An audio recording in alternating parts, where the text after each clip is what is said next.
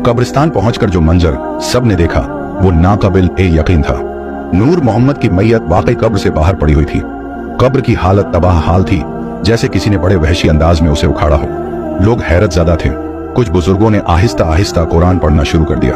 किसी ने कहा, यह किसी जानवर का काम लगता है, शायद जंगली दरिंदा आ गया होगा। अदील खामोशी से सब कुछ देख रहा था। उसका दिल बेचैन हो रहा था। उसे अंदर से कोई अनदेखी आहट, कोई नामालूम सी उलझन तंग कर रही थी। नूर मोहम्मद की लाश को दोबारा गुस्ल दिया गया, कफन बदला गया और एक बार फिर तदफीन अमल में आई। सबने मिलकर दुआ की और वापस लौट गए। मगर अदील, वो बेचैन सा एक ख्याल में डूबा हुआ वापस आया। उसकी आंखों में अब सिर्फ गम न था, एक सवाल था, एक बेकरारी थी। गांव में अब ये मामूल बनता जा रहा था।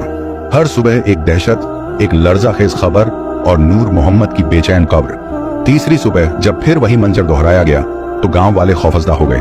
मर्दों के चेहरों पर हवाइयां उड़ रही थीं, औरतें बच्चों को लेकर घरों में दुबक गईं और बुजुर्गों ने सरगोशियों में बदशगुनी की बातें शुरू कर दी।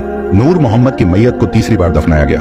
अब की बार कब्र को पत्थरों और झाड़ियों से मुकम्मल ढांप दिया गया। लोग चाह रहे थे कि जैसे इस कब्र पर पर्दा पड़ जाए, न सिर्फ मिट्टी का बल्कि खौफ का भी। मगर अदील की बेचैनी बढ़ती जा रही थी। उसके अंदर सवालों का तूफान था।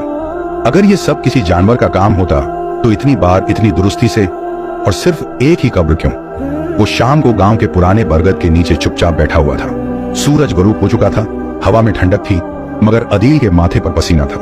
उसी वक्त उसका दोस्त फराज वहां पहुंचा। क्या बात है अदील? फराज ने पूछा। तुम बहुत परेशान लग रहे हो। अदील ने आहिस्ता से सर उठाया। फराज, कुछ ठीक नहीं हो रहा। नूर मोहम्मद के साथ जो हो रहा है वो मामूली बात नहीं है। मैं रात को कब्रिस्तान जा रहा हूँ, देखूंगा आखिर ये सब कर कौन रहा है।